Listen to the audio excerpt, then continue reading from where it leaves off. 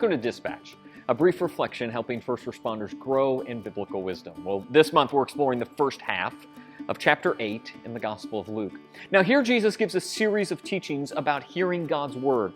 Now first he tells a parable about a farmer who sows seed. Now the seed falls on different types of soil. The seed, for example, that falls among the thorns grows up and is choked by the plants. But the seed that falls on good soil grows up and yields a large crop. Jesus explains that the seed among thorns represents those who hear God's word, and they are choked by life's worries and riches and pleasures. But the seed that falls on good soil represents those who hear the word, retain it, and produce good fruit.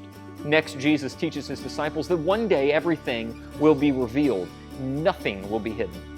It will be like a lamp set on a table, revealing what's in the room. Jesus says, therefore, we should consider carefully how we listen to God's word. Last, Jesus tells his disciples that his true family is anyone who hears God's word and puts it into practice. Each of these teachings deals with how we listen to God's word.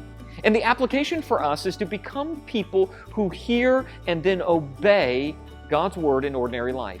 As first responders, you know how important it is to obey or use what you learn. Recently, I sat in a continuing education class at the fire department. The topic revolved around EMS protocols. Now, one of the acronyms reviewed was SAMPLE. When arriving at a scene, you look for signs and symptoms, allergies, medications, etc. You learn protocols and safety procedures so you can use them.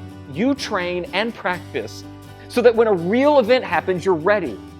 The same logic applies to hearing God's word. We stand in a long line of smart people over many centuries who believe God's word gives life and wisdom.